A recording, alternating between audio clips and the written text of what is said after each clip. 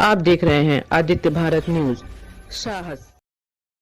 Supreme court ने सोमवार को पूर्ववर्ती राज्य जम्मू कश्मीर को विशेष दर्जा देने वाले अनुच्छेद 370 के प्रावधानों को निरस्त करने के केंद्र सरकार के फैसले को सर्वसम्मति से बरकरार रखा।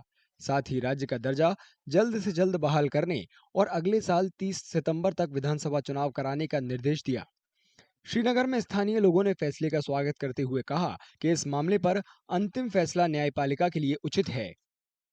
See, I will tell you one thing. Being a resident of India, being a resident of Kashmir, I must say that we are seeing development. We are seeing that there is everything is going normal. So how can I see that my brothers or my sisters' sentiments are getting hurt? So beyond that, like was what I said earlier, that we should respect judiciary. Beyond judiciary, there is nothing. इस फैसले पर जम्मू कश्मीर में राजनीतिक दलों की ओर से कई तरह की प्रतिक्रियाएं आई हैं। नेशनल कॉन्फ्रेंस ने अपना संघर्ष जारी रखने की कसम खाई, जबकि बीजेपी ने इसका स्वागत किया और कहा कि फैसले का सम्मान किया जाएगा।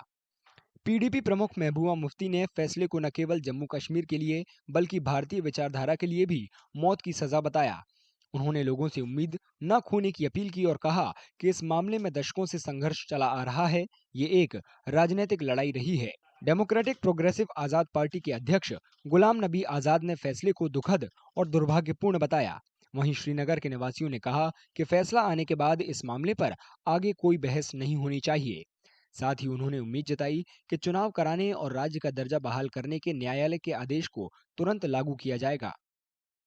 जहाँ तक आज के डिसीजन का सवाल है, पहले ही जितने भी यहाँ पे लोग हैं या पॉलिटिशियंस है, उन्होंने ये कहा था कि जो भी डिसीजन होगा वो फाइनल होगा, इसलिए इस पे ज़्यादा बहस करने की अब ज़रूरत महसूस नहीं होती है। अलबत्ता आपको ये देखना चाहिए कि अगर यहाँ पे ये भी डिसीजन साथ में दिया गया है कि स्टेटहुड जो है वो आपको वापस मिल रहा है, ये खुशाइंद बात है। कि मैं इस फैसले का भी खैर मकदम करता हूँ कि ऑनरेबल सुप्रीम कोर्ट ने ये कहा कि 2024 सितंबर से पहले आप इलेक्शन कीजिए ताकि कश्मीरी कौम को एक चुनी हुई सरकार मिले और कश्मीरी कौम अमन और तरक्की की तरफ गामजन हो।